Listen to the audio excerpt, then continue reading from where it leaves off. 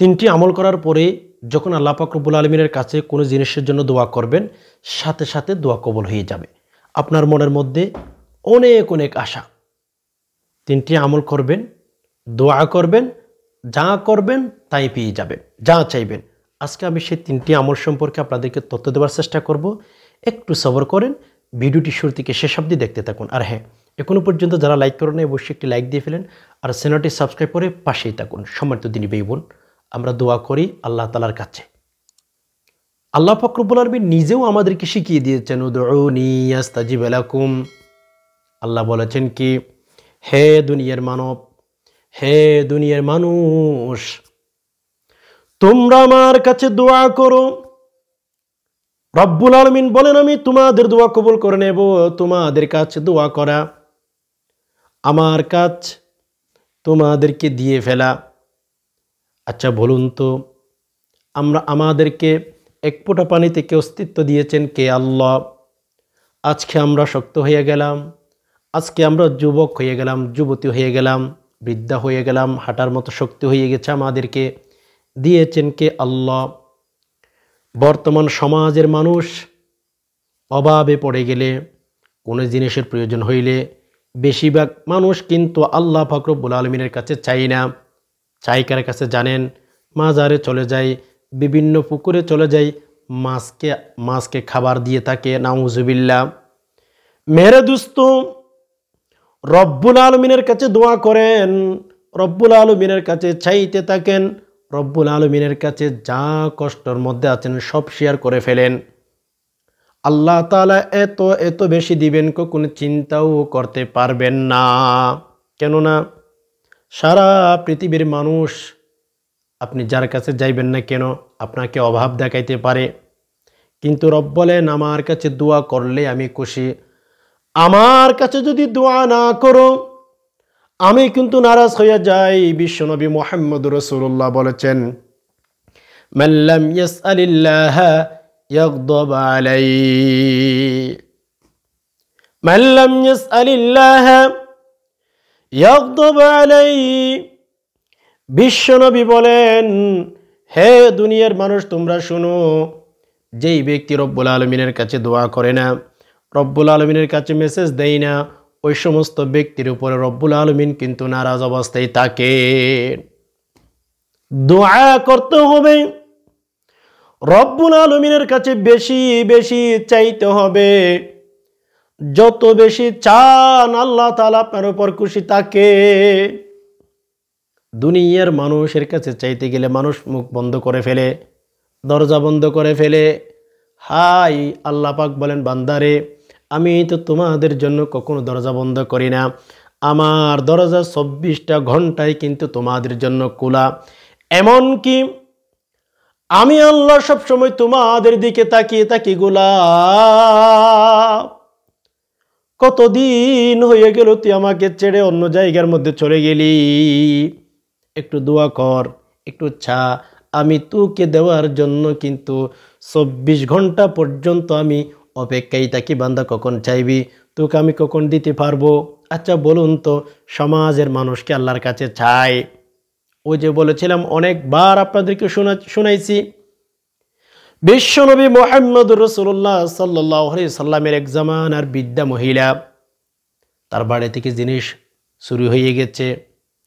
আল্লাহ, তার ঈমান কেমন, আমল কেমন, আখলাক কেমন, তার বাড়িঘর থেকে জিনিসগুলো চুরি করে নিয়ে গেছে।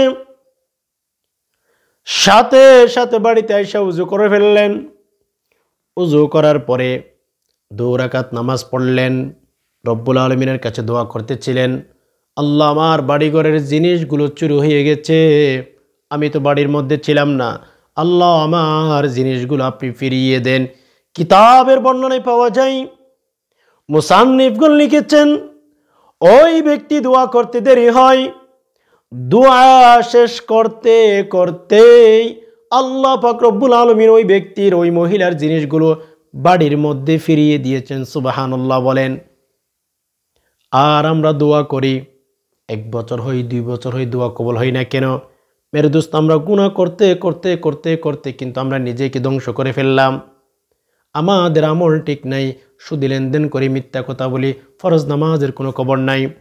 যে আল্লাহ পাক রব্বুল আলামিন ওই মহিলাকে দোয়া কবুল করে সাথে সাথে ফলাফল দিয়েছিলেন, আচ্ছা বলুন তো সে আল্লাহ কোনো আছে কি নাই? বলেন, সে আল্লাহ কোনো আছেন?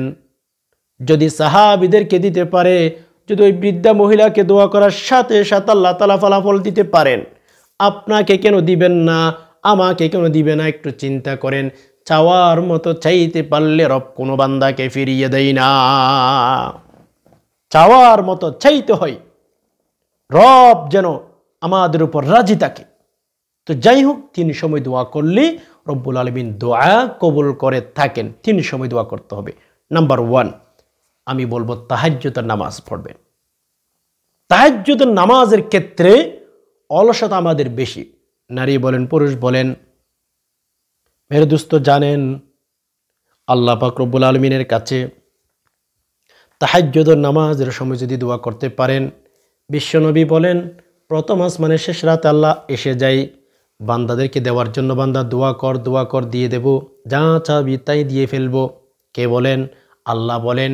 আর আপনি যদি শেষ রাতে উঠে তাহাজ্জুদের নামাজ পড়ে আপনার মনের কষ্টের কথাগুলো, অভাবের কথাগুলো, বিপদের কথাগুলো যদি শেষ রাতে উঠে রব্বুল আলামিনের কাছে বলতে পারেন, আল্লাহ অভাবের মধ্যে পড়ে গেলাম, আল্লাহ আমি উঠে গেলাম শেষ রাতে, সারা পৃথিবীর মানুষ ঘুমিয়ে আছে, আল্লাহ আরামের বিছানা আমি ছেড়ে দিয়ে উঠে গেলাম, আল্লাহ আমার সন্তান ভালো না, আমার মেয়ে ভালো না, আল্লাহ আমি বিয়ে দিলাম সেই জায়গার মধ্যে ভালো নাই, শ্বশুর বাড়িতে ভালো নাই, আল্লাহ সন্তান বিদেশের মধ্যে পাঠাইলাম, সন্তান কিন্তু সেখানেও ভালো নাই। এইভাবে মনের কথাগুলো, মনের ব্যথাগুলো রব্বুল আলামিনকে বলেন, রব্বুল আলামিন আপনার দোয়া কিন্তু কবুল করে ফেলবেন। রব কিন্তু আপনাকে ঠকাবেন না। বলে কেন? আল্লাহ পাক রব্বুল আলামিনের পছন্দনীয় বান্দা আমরা, আল্লাহর কাছে দোয়া করলে কেন আল্লাহ আমাদেরকে ঠকাবেন? প্রশ্নই আসে না। এজন্য আসুন তাহাজ্জুদের নামাজ পড়ুন। তাহাজ্জুদের নামাজ পড়নেওয়ালা ব্যক্তিগুলো আল্লাহর কাছে বেশি পছন্দনীয়। আল্লাহকে বলেন, আল্লাহ শেষ রাতে উঠে গেলাম, আরামের বিছানা ছেড়ে দিয়েছি, আল্লাহ আমার দোয়া কবুল করে নেন। আমি ছাড়া হাজার হাজার উম্মত আপনার আছে আল্লাহ, কিন্তু মালিক আপনি ছাড়া আমার কোনো আর খুদা নাই, আর কোনো সৃষ্টি করনেওয়ালা নাই, আর কোনো রব নাই। আপনি আমাকে আল্লাহ এই জিনিস দেন, ওই জিনিস দেন, যা যা মনের কথাগুলো আল্লাহ পাক রব্বুল আলামিনের কাছে শেষ রাতে উঠে তাহাজ্জুদের নামাজ পড়ে দোয়া করবেন, আল্লাহ তাআলা সাথে সাথে কবুল করেই ফেলবেন, সাথে সাথে, কোনো প্রশ্নই নাই। এজন্য রবের কাছে দোয়া করতে হবে আমাদের তাহাজ্জুদের নামাজের সময়। দ্বিতীয় নাম্বার, যদি দুরূদ পাঠ করে দোয়া করতে পারেন, দুরূদ পাঠ করে যদি আল্লাহ তাআলার কাছে চাইতে পারেন, আল্লাহ তাআলা আপনার দোয়া কবুল করে ফেলবেন। কেননা রাসূলুল্লাহ সাল্লাল্লাহু আলাইহি ওয়াসাল্লাম, যদি আমরা বেশি বেশি দুরূদ পাঠ করতে পারি, রাসূলুল্লাহ সাল্লাল্লাহু আলাইহি ওয়াসাল্লাম বলেন, বান্দা তোমাদের উপরে আল্লাহ তাআলার রহমত আসে একবার পাঠ করলে 10 বার। আর যারা বেশি বেশি দুরূদ শরীফ পাঠ করে এদেরকে আল্লাহ পাক রব্বুল আলামিন বেশি পছন্দ করেন। বলে কেন? আসমানের উপরে জমিনের নিচে, আসমানের নিচে জমিনের উপরে, বা আসমানের উপরে জমিনের নিচে, যেইখানে বলেন যত ফেরেশতা আছে সকল ফেরেশতা দুরূদ পাঠ করে। এমন কি পৃথিবীর মধ্যে আল্লাহ পাক রব্বুল আলামিনের যত সৃষ্টি রয়েছে সবাই কিন্তু দুরূদ শরীফ পাঠ করে। আর যারা বেশি দুরূদ শরীফ পাঠ করে, বেশি বেশি দুরূদ শরীফ পাঠ করে, এরা কিন্তু মুস্তাজাবুদ দাওয়া হয়ে যায়। এরাই কিন্তু নবীজিকে স্বপ্নের মধ্যে দেখে এদের তকদির কিন্তু পরিবর্তন হয়ে যায়। বিশ্বনবী মুহাম্মদুর রাসূলুল্লাহ বলেন, তোমরা যদি বেশি বেশি দুরূদ শরীফ পাঠ করতে পারো, তোমরা যা চাইবা আল্লাহ তাআলা তাই কিন্তু আমাদেরকে দিয়ে ফেলবেন। এজন্য আমি বলবো দরুদ শরীফের আমল অনেক অনেক গুরুত্বপূর্ণ একটি আমল, সহজ একটি আমল। আপনি চাইলে উযু সহ পাঠ করতে পারেন, আপনি চাইলে উযু ছাড়াও পাঠ করতে পারেন, নো প্রবলেম। হাঁটতে বসতে চলতে ফিরতে বেশি বেশি দরুদ শরীফের আমল করেন। কেননা আল্লাহ পাক রব্বুল আলামিন যদি দেখেন বান্দা এত দুরূদ শরীফ পাঠ করিস কেন, আমার বন্ধুকে এত মোহাব্বত করিস কেন, এত দুরূদ শরীফ কি জন্য পাঠ করিস বল। আল্লাহ পাক রব্বুল আলামিনকে তখন বলবেন কিয়ামতের ময়দানে, আল্লাহ দুরূদ শরীফ পাঠ করেছিলাম দেখেন না, দুনিয়ার মধ্যে কত কষ্টের মধ্যে ছিলাম, এরপরে তো দুরূদের আমল ছাড়ি নাই, আল্লাহ আপনি আমাকে ক্ষমা করে দিন, জান্নাতের ভেতরে ঢুকিয়ে দেন। দুরূদ শরীফ পাঠ করলে যা চাইবেন তাই পাবেন। এখন কথা হচ্ছে হুজুর কোন দুরূদ শরীফ পাঠ করব। দেখেন, মেড ইন মদিনা, আমরা যে কোনো জিনিস যখন বিদেশ থেকে আমাদের কাছে কেউ পাঠায় আমরা খুশি হই, কেন? এটা বিদেশি জিনিস, এটার দাম বেশি, এটা ভালো বেশি। ওকে, আমরা জিনিসের ক্ষেত্রে এটা আমরা অ্যানালাইসিস করি, অলমোস্ট আমরা সেটা নেওয়ার চেষ্টা করি, অনেক খুশি হয়ে যায়। দেন আমি আপনাদেরকে বলবো, দুরূদ শরীফ যারা পাঠ করেন, মেড ইন মদিনা, দুরূদ ইব্রাহিম, রাসূলুল্লাহ সাল্লাল্লাহু আলাইহি সাল্লামের শেখানো দুরূদটা পাঠ করার চেষ্টা করবেন। আল্লাহুম্মা সাল্লি আলা মুহাম্মাদিন ওয়া আলা আলি মুহাম্মাদ কামা সাল্লাইতা আলা ইব্রাহিমা ওয়া আলা আলি ইব্রাহিম ইন্নাকা হামিদুম মাজিদ।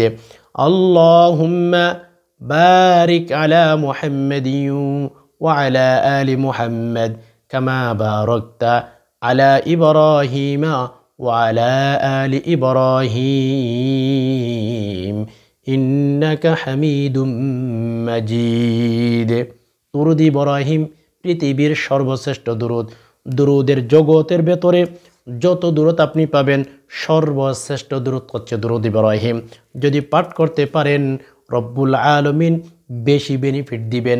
কিতাবের বর্ণনায় যত দুরূদ শরীফ পাবেন, পড়তে পারেন, তবে অর্থের ক্ষেত্রে খেয়াল করতে হবে। তবে সবচেয়ে শ্রেষ্ঠ দুরূদ হচ্ছে দুরূদ ইব্রাহিম। দুরূদ পাঠ করার পরে রব্বুল আলামিনের কাছে দোয়া করলে আল্লাহ তাআলার সাথে সাথে ওই দোয়া কিন্তু কবুল করে ফেলেন। এজন্য বেশি বেশি দুরূদ শরীফ পাঠ করে আল্লাহর কাছে চাইবেন। তৃতীয় নাম্বারে বেশি বেশি ইস্তেগফার পাঠ করবেন। বিশ্বনবী বলেন মাল্লাস্তাগফার, তোমরা বেশি বেশি ইস্তেগফার পাঠ করো, ইস্তেগফারকে তোমরা লাজিম বানিয়ে নাও। তোমাদের দোয়া আমি, আল্লাহ পাক রব্বুল আলামিন বলেন, তোমরা যদি বেশি বেশি ইস্তেগফার পাঠ করো, আমি আল্লাহ তোমাদের দোয়া কবুল করে নেব, তোমাদেরকে মুস্তাজাব দাওয়া বানিয়ে ফেলবো, যা চাইবা তোমাদেরকে আমি দিয়ে ফেলবো। এজন্য ইস্তেগফার পাঠ করবেন। নবীজি সাল্লাল্লাহু আলাইহি সাল্লাম অনেক বেশি ইস্তেগফার পাঠ করতেন। ইস্তেগফার পাঠ করলে আপনার গুনাহ জড়ে যায়, আল্লাহর পছন্দনীয় বান্দা হয়ে যান। এজন্য বেশি বেশি ইস্তেগফার পাঠ করবেন। এখন কথা হচ্ছে, যে কোনো ইস্তেগফার আপনি পাঠ করতে চাইলে পারবেন কিনা? হ্যাঁ, ছোট্ট দুরূদ পাঠ করতে পারেন। আস্তাগফিরুল্লাহ আস্তাগফিরুল্লাহ।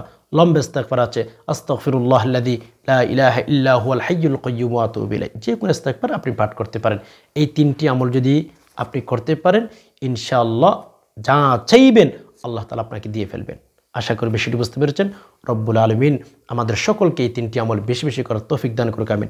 প্রিয় দর্শক, ভিডিওটি যদি দেখে ভালো লেগে থাকে অবশ্যই একটি লাইক দিয়ে ফেলেন, আর শেয়ার করে অন্যান্য ভাইদেরকে দেখার সুযোগ করে দিবেন। এই ছিল এলোমেলো বিক্ষিপ্ত কিছু আলোচনা। এতক্ষণ পর্যন্ত যে সমস্ত ভাই বোন ব্যস্ত থাকার পরেও সময় দিয়ে সবর করে ভিডিওটি দেখছেন, আল্লাহ তাআলা আপনাদের সকলকে ভালো রাখুক, শান্তিতে রাখুক, নিরাপদ রাখুক, আমিন। হাদা মা ইনদি ওয়াল ইলমু ইনদাল্লাহ আলাইহি তাওয়াক্কালতু ওয়া ইলাইহি উনীব। আসসালামু আলাইকুম ওয়া রাহমাতুল্লাহি তাআলা ওয়া বারাকাতুহু ওয়া মাগফিরাতুহু ওয়া জান্নাতুহু।